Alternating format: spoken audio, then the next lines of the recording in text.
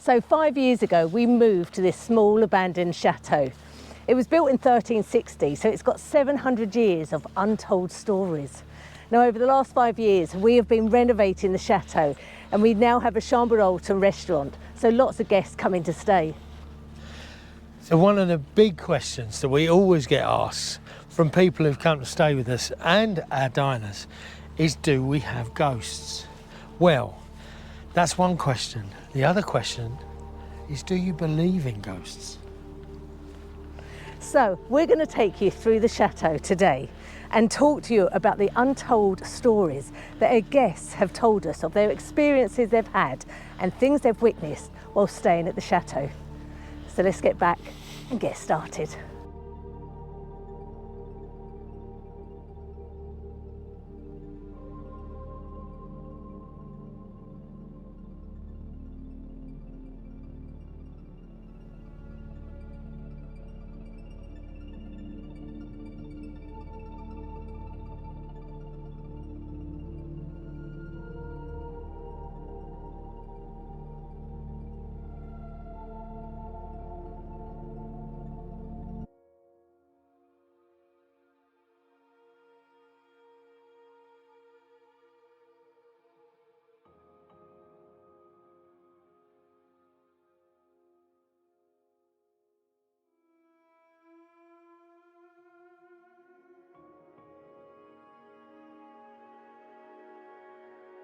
So you join me in the salon. Now, during the spring and summer season when we're open for business, this area is transformed into an area where our guests gather for breakfast and evening meals, and we host private parties.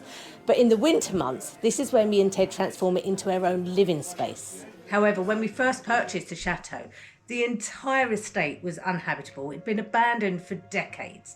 So we spent the first 9 months living in a tent in the barn. And this was the first room that we renovated. And by the winter, we had it into a state that we could move into it and spend the winter here, whilst we renovated the rest of the chateau. It was in this room that we experienced our first unexplained activity.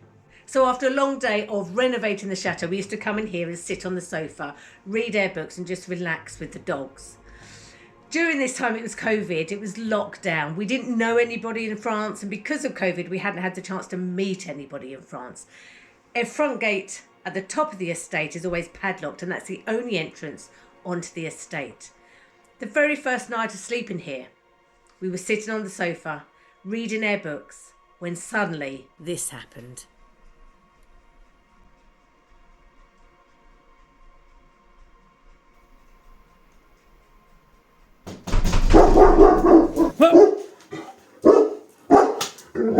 Where is it? Where is it?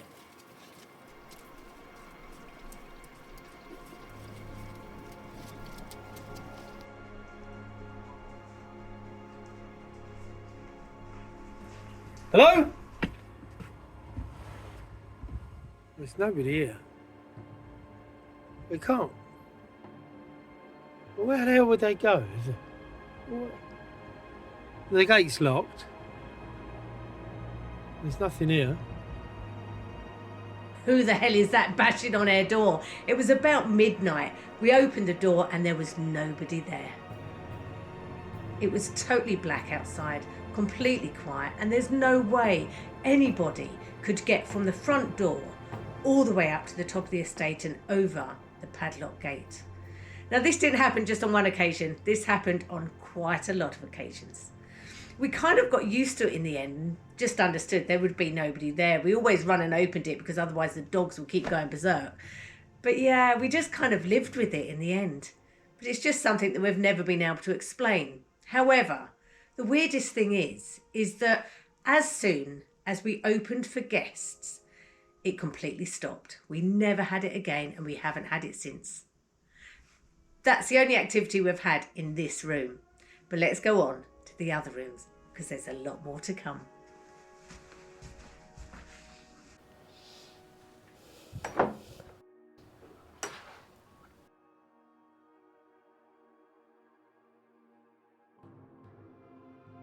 So we are now in the remaining tower of Chateau de Montmagny. Originally there would have been 4 towers, but in the 17th century, Cardinal Richelieu was tasked by King Louis XIII to knock back nobility.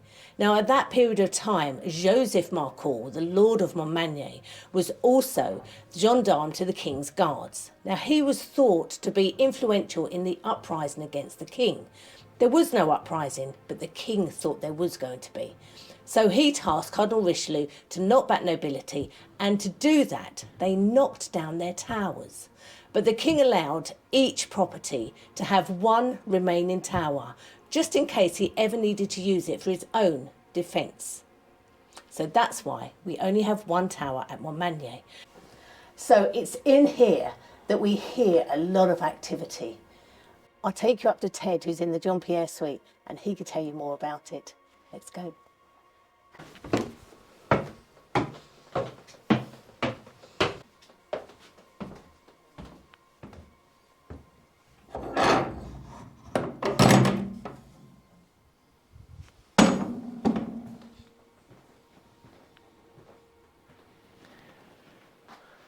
So we're in the Jean Pierre suite, and my first experience, well, whatever experience it is, you be the judge. I was in here because we're investigating a leak, and I was actually filming it on an old phone I had. Unfortunately, that footage is long gone with the phone. But what happened is I was talking to the camera, and then I heard footsteps in the tower, unmistakable.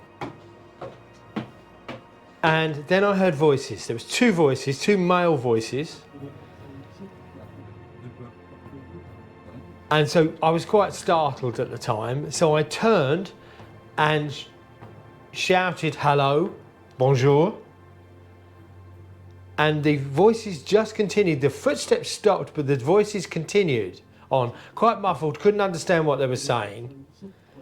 And so I ventured out into the tower and had a look, and there was nobody there. Now, it was as clear as day. There were footsteps on the tower steps, and it's impossible not to make noise on those steps. And the voices, although muffled, definitely male, definitely 2 of them.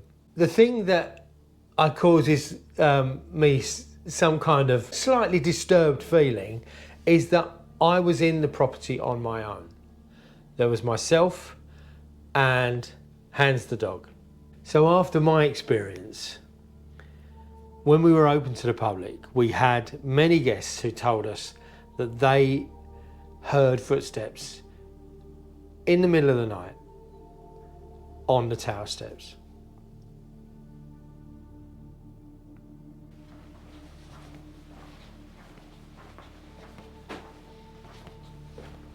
So we're in the chambre of the Jean Pierre suite, and this is where my second unexplained event happened. I was working here, maintenance, had Hansy with me. I heard what sounded to me like child's footsteps in the tower. Up the stairs, coming up the stairs, definitely coming up the stairs. Hansy didn't react, which I know dogs are very intuitive with that. Hansy didn't react, but I called out, said hello, and they stopped.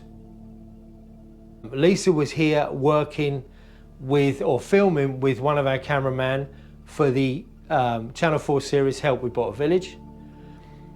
And I thought they'd come over here. I thought they were another part of the property. They'd come over here. So I went downstairs.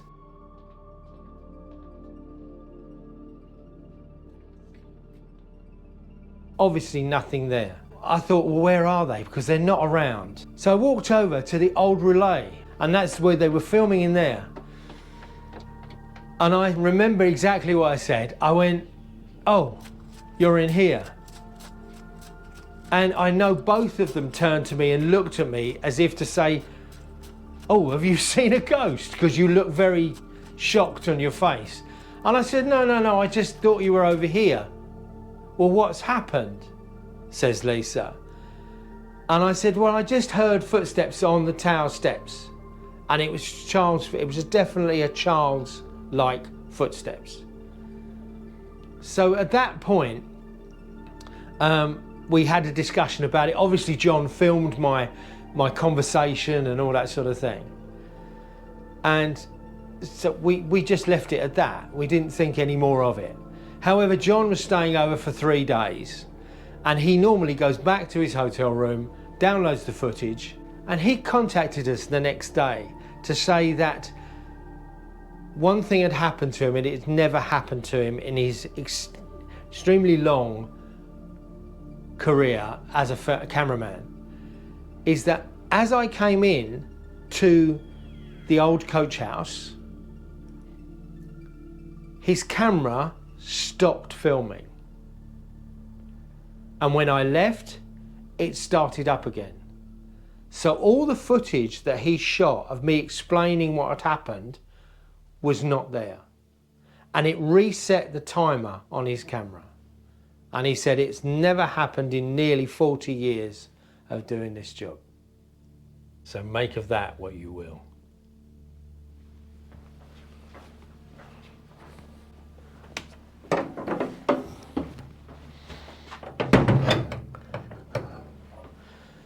So let me take you up to the attic now, where we're going to meet Lisa and see some more childlike activity.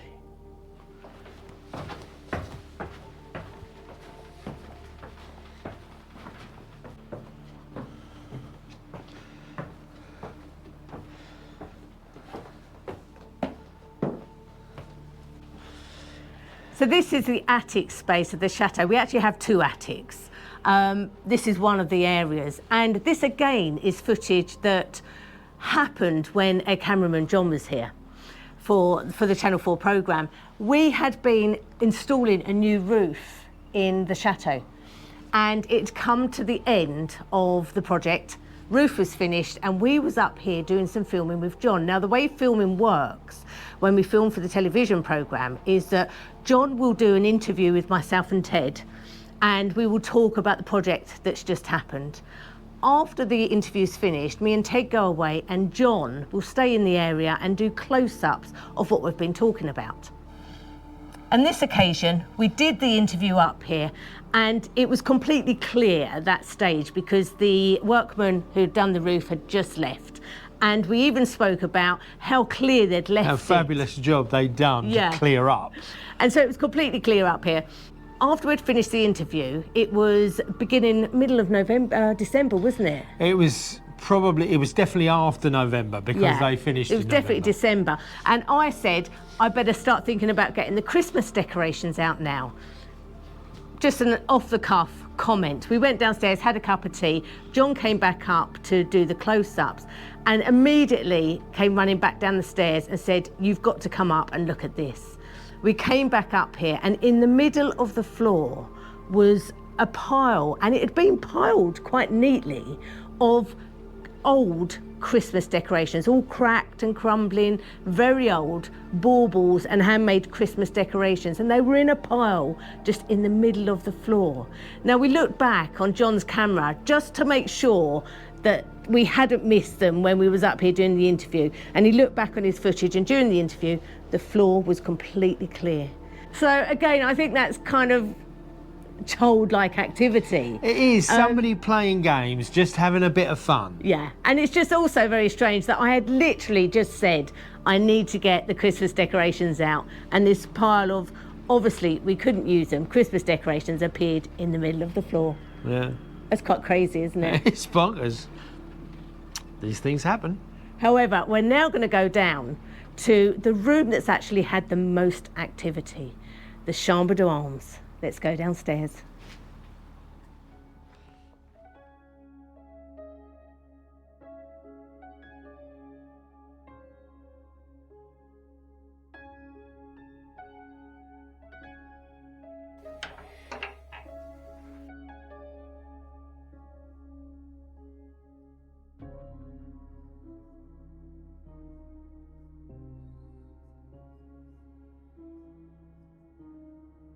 So you now join me in the chambre d'armes. This is one of the apartments on the 2nd floor of the chateau.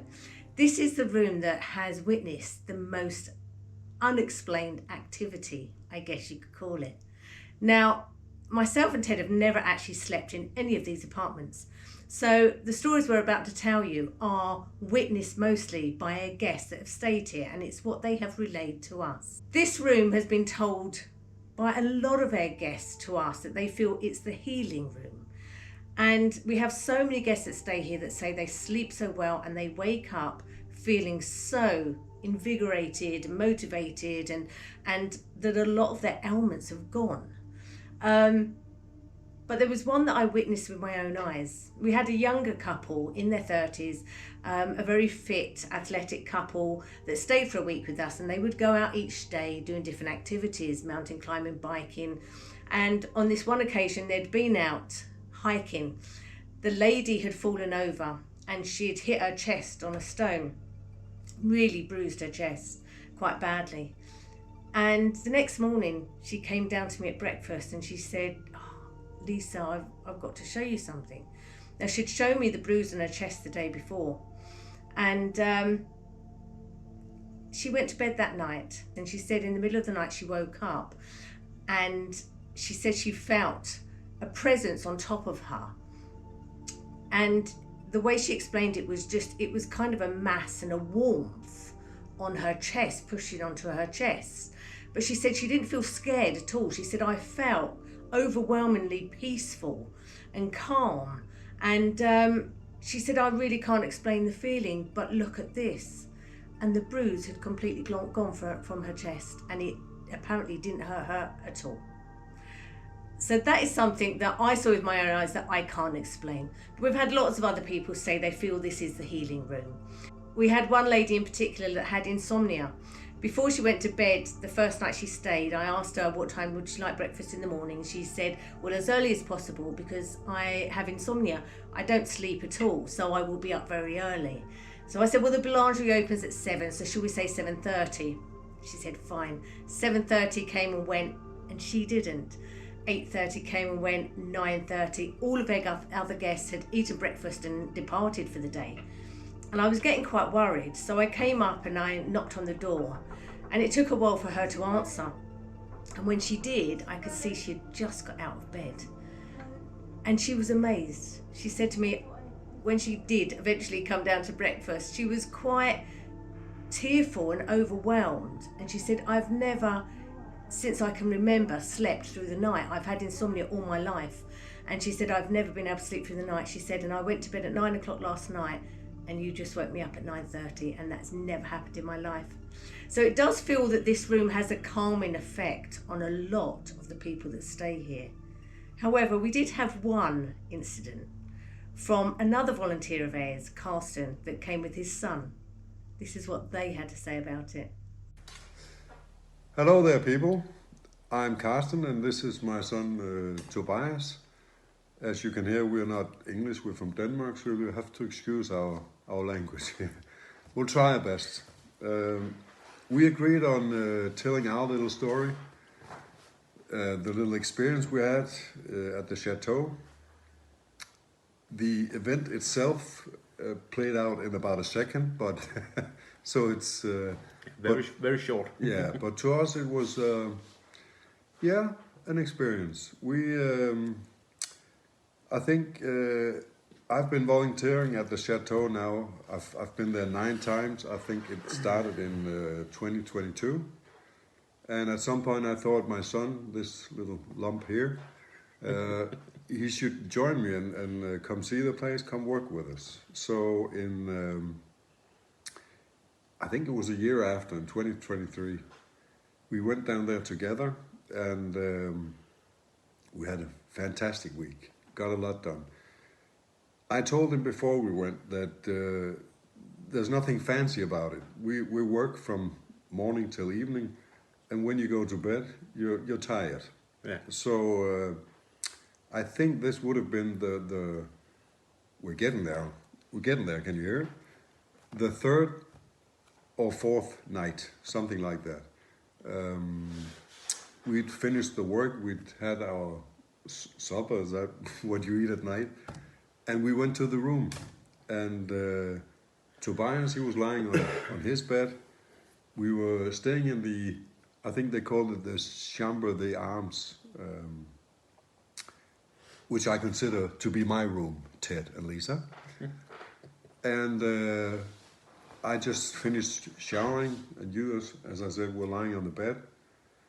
And as I walked out through the door, I looked at Tobias, and he was, he had a sort of a smirk on his face, looking at me, saying, "What are you doing? What are you up to?" Or, Yeah. I was while I was lying in the bed while my dad was showering. I had my feet at the foot end of the bed, lying against the foot end, and all of a sudden there's a knock on the foot end, and I feel it in my feet that there's a knock against the foot end, and I ask when he comes out from the shower, what are you throwing something at me? What are you doing now? And he's looking at me like, I'm not throwing anything, and I'm well. I thought he sure? was.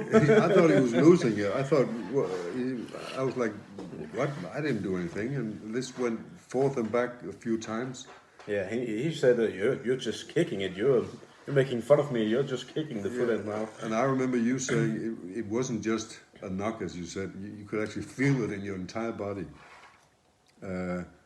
I think you even said you had your feet right on the foot end, and that you could feel it through your legs and stuff. Yeah, it was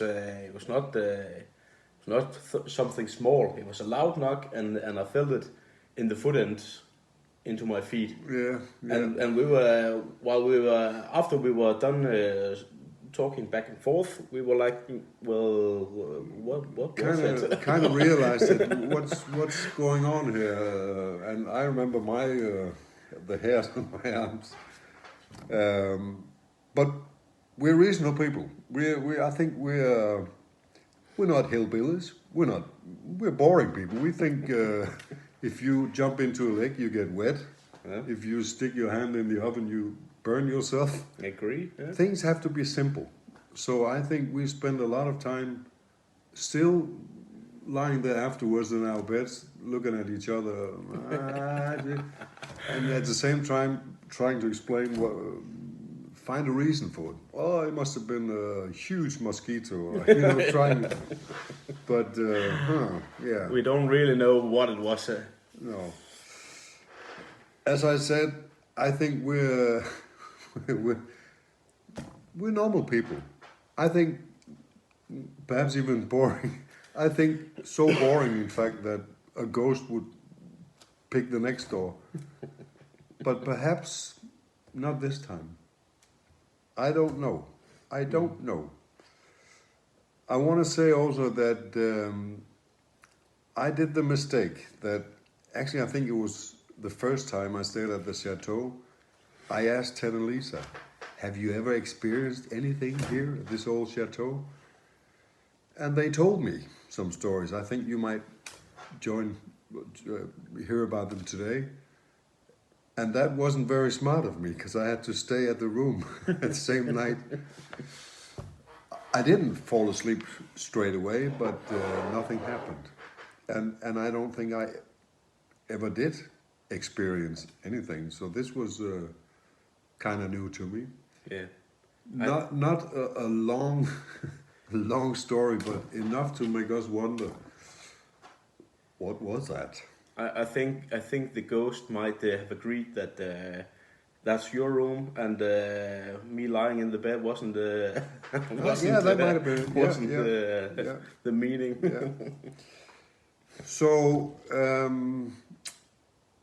also I want to say that when I asked Ted and Lisa about the things that they had experienced, we talked about it a few times, and they said we don't really want to show this to people because some people might get scared. It might scare people off. They might not want to come here.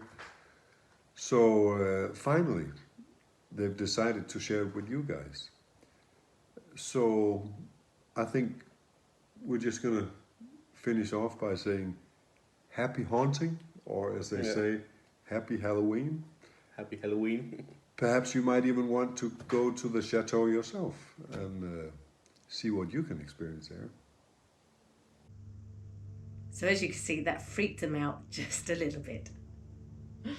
But I feel this room I love this room. I think out of all the apartments, it's my most favourite room of all, because it just has a really beautiful feeling about it.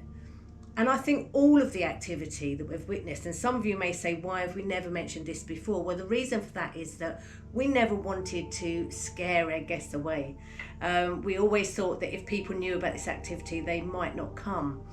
But after the vlog a couple of weeks ago, where we caught the footage on camera with the door downstairs in the boot room, and all of the comments we had from people, it just seems that people are really interested. So we decided to come clean about things that have been experienced here that we can't explain.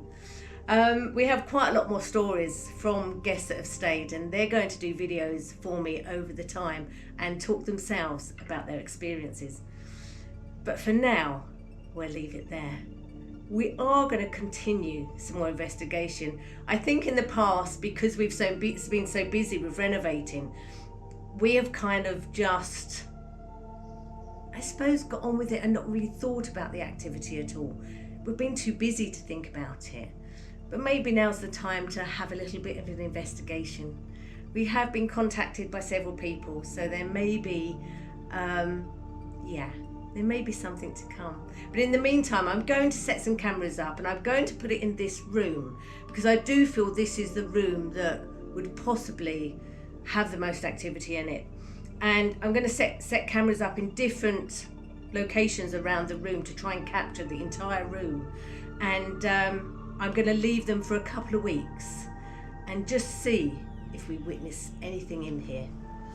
So I hope you've enjoyed the stories we've had to tell today. And please, your comments would be really appreciated, whether you actually believe in ghosts or not, or whether you think you can explain the things that we can't. We'd also like to say an enormous thank you to everybody that's donated to the fundraiser. It's been fabulous, and we are pretty much overwhelmed by your support. If you like this sort of content and you like anything to do with our renovation, please hit the subscribe button, hit that notification bell, and then you won't miss any of the content that comes out from us. Hit the hype button, thumbs up, and like Lisa said before, comment. I've got one thing left to say. Sleep well, everybody. We'll see you all next week.